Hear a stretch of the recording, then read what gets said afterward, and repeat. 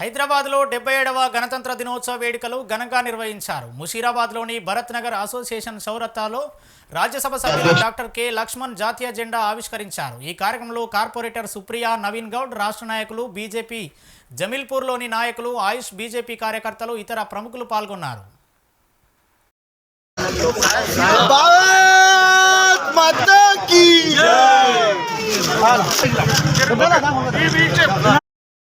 ముషీరాబాద్ ప్రజలందరికీ, కార్యకర్తలందరూ కూడా పేరు పేరున వారికి అభినందనలు, శుభాకాంక్షలు.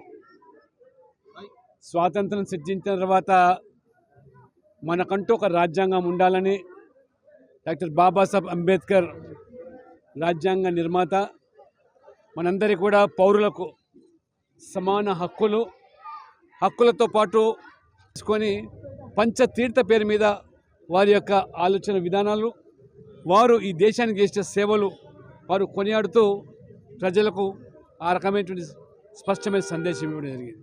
కానీ మరోవైపు మరి అంబేద్కర్ గారిని అడుగడుగున అవమానపరిచినటువంటి నెహ్రూ నుంచి మొదలుకుంటే నెహ్రూ కుటుంబ సభ్యులందరూ కూడా ఎందుకో ఇవాళ కాంగ్రెస్ పార్టీ అడ్డుపడుతున్నారు. ఎస్ఆర్ అంటే ఎందుకో వారి గుబులు. కాబట్టి చనిపోయిన వాళ్ళని కానీ, బంగ్లాదేశ్ కానీ, రోహింగ్యా నుంచి వచ్చి స్థిర నివాసం ఏర్పాటు చేసుకొని ఇవాళ ఓట్లు వేయడమే కాదు, ప్రభుత్వాలు నిర్దేశిస్తూ ఉన్నాయి.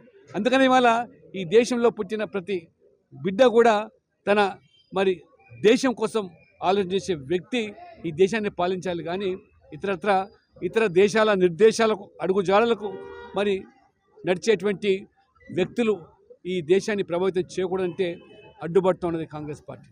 ఇవాళ ఎస్ఆర్ పేరు మీద ఈరోజు మార్పులు తీసుకొస్తే అడ్డుపడుతూ ఉన్నది ఇవాళ.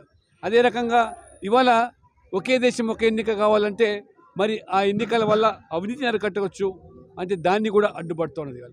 అదే రకంగా విబి జీరామ్జీ పేరు మీద ఉపాధి లేదా